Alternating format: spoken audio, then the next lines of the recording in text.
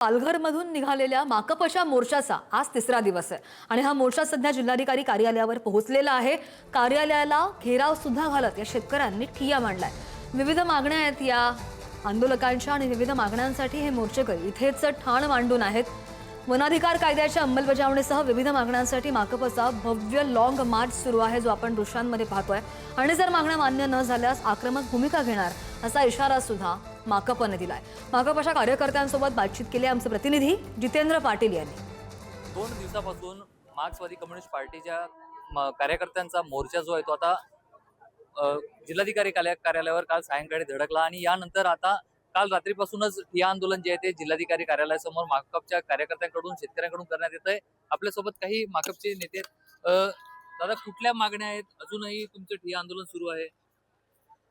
गेल्या 2 दिवसापासून चारोटी ते पालघर जिल्हा कलेक्टरवर जनतेच्या विविध 12 मागण्या, त्याच्यामध्ये प्रामुख्याने वन जमीन, देवस्थान, गायरान जमीन, त्याचबरोबर स्मार्ट मीटर, वाढवण बंदर, शिक्षण, रोजगार आणि पेशा भरती या मागण्या घेऊन आम्ही मोर्चा काढलेला होता। मोर्चा 2 दिवस शांततेने चालला, परंतु रात्री 2 दिवस मोर्चेकरी चालल्यानंतर इथं कलेक्टर ऑफिसवर पोहोचल्यानंतर तिथेच पोलिसांनी अर्ध्या रस्त्यातच तो मोर्चा अडवला गेला।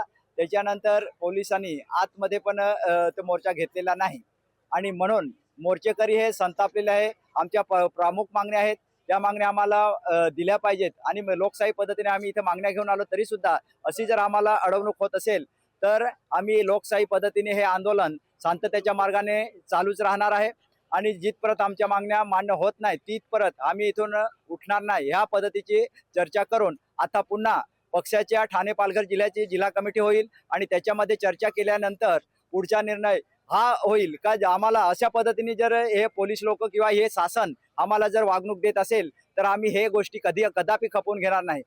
याच्या पुढे आम्ही अनेक मोर्चे काढले, निदर्शने केल्या, सगळ्या गोष्टी केल्या, तरी सुद्धा लोकशाही पद्धतीने आम्हाला ज्या मागण्या आहेत त्या मागण्या मान्य करण्यासाठी प्रशासनाने सुद्धा त्याच्यामध्ये भाग घेऊन आमच्या मागण्या काही सुटल्या, काही सुटायच्या अधोऱ्या राहिल्या, त्या करत आलो। परंतु जी आजच्या मोर्चाची जी या प्रशासनाने वागणूक दिली ती अतिशय चुकीची वागणी आहे आणि म्हणून सर्वप्रथम आपल्या मार्क्सवादी कम्युनिस्ट पक्षाच्या ठाणे पालघर जिल्हा कमिटीच्या वतीने संपूर्ण ह्या प्रशासनाचा सुद्धा या पोलिसांचा सुद्धा आम्ही इथे निषेध करतोय। पुढारी न्यूजसाठी जितेंद्र पाटील, पालघर।